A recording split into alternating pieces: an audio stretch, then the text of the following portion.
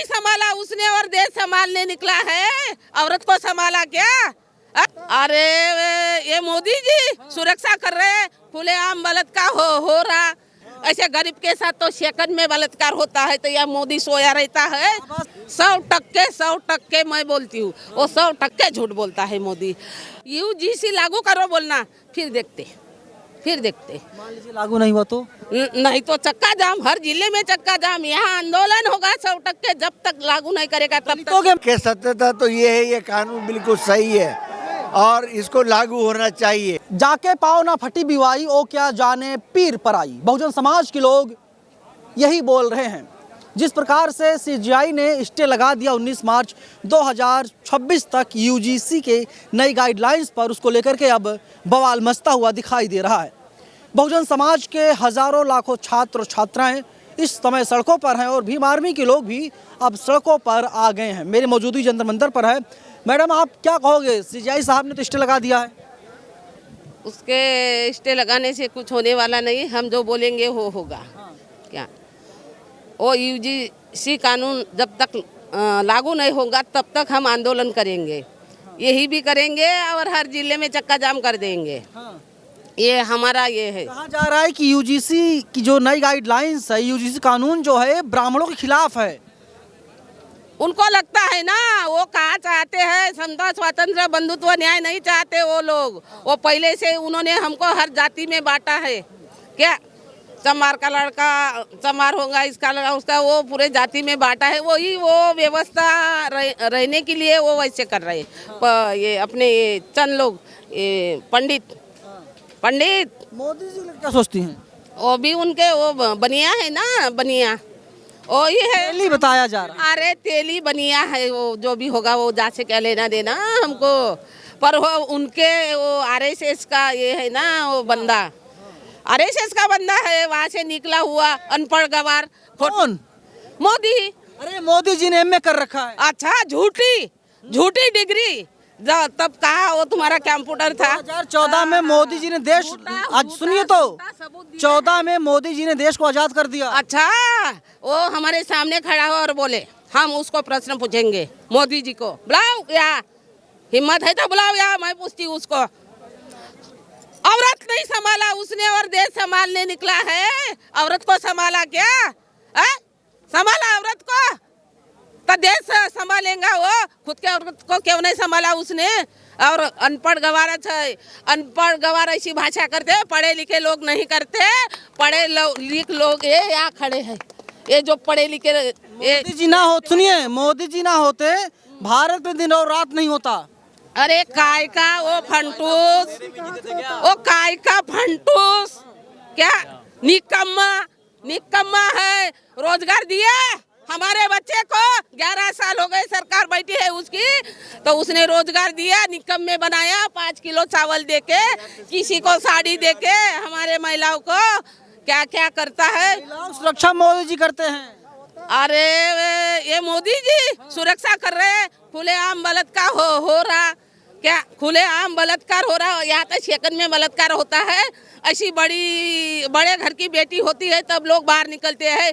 ऐसे गरीब के साथ तो सेकंड में बलात्कार होता है, तो यह मोदी सोया रहता है। बाबा साहब के भक्त हैं मोदी जी? बिल्कुल नहीं। अरे बाबा साहब का जो भक्त होता है ना, वो भक्त होगा, कार्यकर्ता नहीं है। बाबा साहब भक्त और कार्यकर्ता में जमीन आसमान का फर्क है। क्या हम भक्त नहीं है, बाबा साहब के अनुयायी है। अनुयायी मोदी जी भी वही है, फॉलोवर अनुयायी है। ये झूठ है, झूठ। और 100% झूठ बोलता है मोदी। 100% मैं बोलती हूँ, वो 100% झूठ बोलता है मोदी। और बाबा साहब का रहता ना तो देश का कभी संविधान कब से चालू कर देता। जिस दिन संविधान सही मायने में चालू होगा ना, तो ये लोग ये रोड पे नहीं उतरेंगे या चक्का जाम नहीं करेंगे और ये जंतर मंतर में कभी नहीं आएंगे। संविधान समता स्वातंत्र बंधुत्व न्याय परिभाषा है संविधान की, मालूम है क्या? हमको मत बताना, हम पढ़े लिखे लोग हैं, मैं पढ़ी लिखी महिला हूँ, जागरूक महिला हूँ। क्या उनका काम है? बाबा साहब ने बोला है देश अच्छा है या बुरा है मेरे को नहीं पता बोले, लेकिन चलाने वाले अच्छे हो गए तो सही साबित होगा देश का संविधान, और गलत तब होगा ये गलत लोग होंगे। तो ये गलत लोगों के हाथ में संविधान बाबा साहब ने दिया। तो आज कितने साल हो गए, 80 साल हो गए आज़ाद हुआ देश, लेकिन हमको अधिकार मिला नहीं। किसको मिला अधिकार? किसको मिला अधिकार? यह देश के अंदर समता आई, स्वातंत्र दिया। अभी भी हमारी महिला मोदी जी जो हैं यूजीसी कानून को लागू करवा करके सबको बराबरी का दर्जा तो दे रहे हैं ना। हाँ, तो लागू करो ना बोलना, यूजीसी लागू करो बोलना, फिर देखते। मान लीजिए लागू नहीं हुआ तो? नहीं तो चक्का जाम, हर जिले में चक्का जाम। यहाँ आंदोलन होगा 100%। जब तक लागू नहीं करेगा तब तक। तो क्या मसीहा है मोदी जी? नहीं है, बिल्कुल नहीं है। वो बातें अलग करते हैं और बोलते अलग है, कुछ नहीं करते। देश के माई बाप है मोदी जी? नहीं है, गुलाम बना के रखा उन्होंने, गुलाम बना के रखा। मालूम है वो 5 किलो चावल दे के, ये है। अरे आजाद एहसान कर दिया मोदी जी ने 5 किलो राशन दे करके। देखो, खाने वाला इंसान जैसा डुक्कर खाता है ना, वैसा लोग जी रहे। मैं बोलती हूँ क्या, खाने वाला इंसान डुक्कर, वो भी डुक्कर खाना खाता है और सोता है अपने घर में। वैसी परिस्थिति ये मोदी ने किया है। क्या चावल देके, चावल देने से आज़ाद होता है देश? बिल्कुल नहीं होता, बिल्कुल नहीं होता। अरे काम दो, हमारे बच्चे पढ़े लिखे हैं, उनको रोजगार दो बोलना क्या? तो वो तो रोजगार दे नहीं रहा। गरीबी हटा दिया मोदी जी ने। गरीबी नहीं हटी है, और ज्यादा गरीबी आई है, और ज्यादा गरीब। झूठी शान दिखा, चारों तरफ गरीब। कहाँ गरीबी छाई? देखिए पूरे देश में लोग रोजगार मांग रहे हैं। पहले प्रधानमंत्री कभी 10 लाख का सूट नहीं पहनता था, मोदी जी 10 लाख का सूट पहनते हैं। जनता का पैसा, जनता का पैसे से सूट, नहीं तो उसको क्या मिलता? आरएसएस का आदमी है वो, पूरा गुंडा मवाली बदमाश है। क्या वो कांड गुजरात का भूल गए? क्या भूल गए गुजरात का कांड? ये ऐसे लोगों को ये आरएसएस मंत्री प्रधानमंत्री बनाती है। बोले क्या? पहली चीज तो ये है, I would like to thanks the media personal, you are people here, because media is बोले हिंदी में बोलने के मीडिया को जो है लोकतंत्र का एक बहुत बड़ा पिलर माना गया है। और आप लोग यहाँ कवरेज के लिए आए हुए हैं।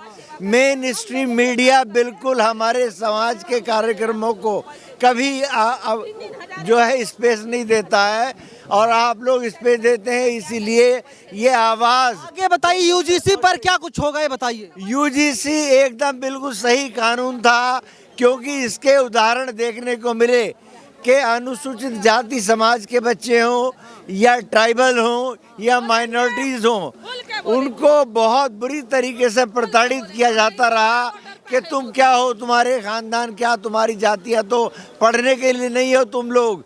ये सब कुछ करते हुए उनको मेंटली डिस्टर्ब और टॉर्चर किया जाता था, जिसके कारण कुछ बच्चों ने सुसाइड कमिट किया, जैसे रोहित वेमुला या पायल तड़वी का हम नाम लेते हैं।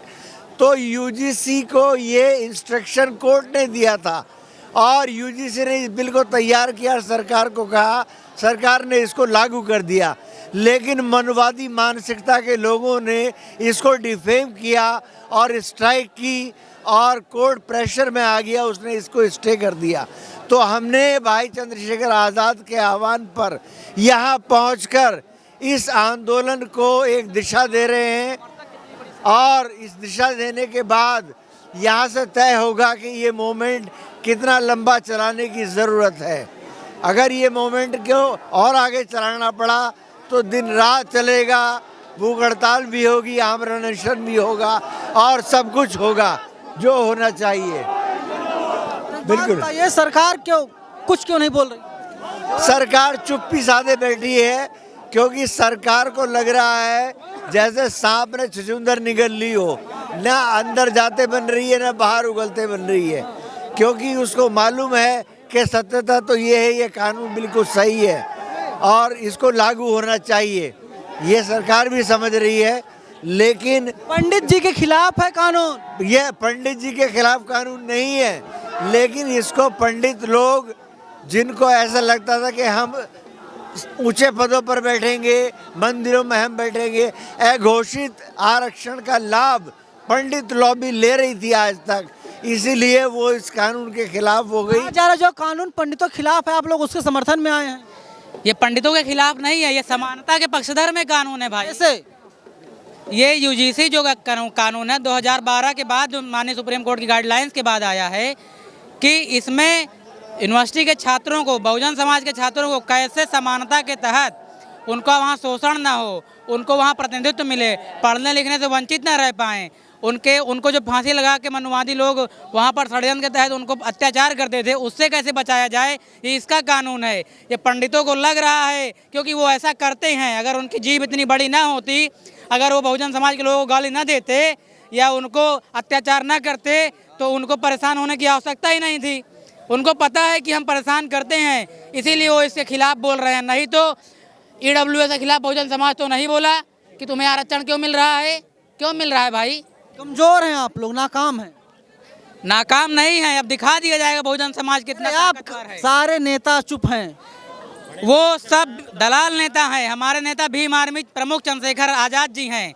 हम उन्हीं के कंधे से कंधा मिला के चलेंगे और उनके साथ ही चना चलेंगे। कभी भार नहीं फोड़ सकता। आप देखते जाइए, बहुजन की ताकत चंद्रशेखर आजाद जी हैं और सरकार की ईंट से ईंट बजाने का काम करेंगे। और आने वाले समय में आप देखिए, आंदोलन गाँव से गलियों तक चल पड़ा है। आज वो दिख जाएगा यहाँ पर जंतर मंतर के धरती पर। क्या कहेंगे CGI साहब से? CGI साहब ने कहा कि आजकल तो इंटरकास्ट मैरिज खूब हो रही है। CGI साहब जो कह रहे हैं वो भविष्य में होती है, पर अभी वर्तमान में उसकी संख्या नगण्य है।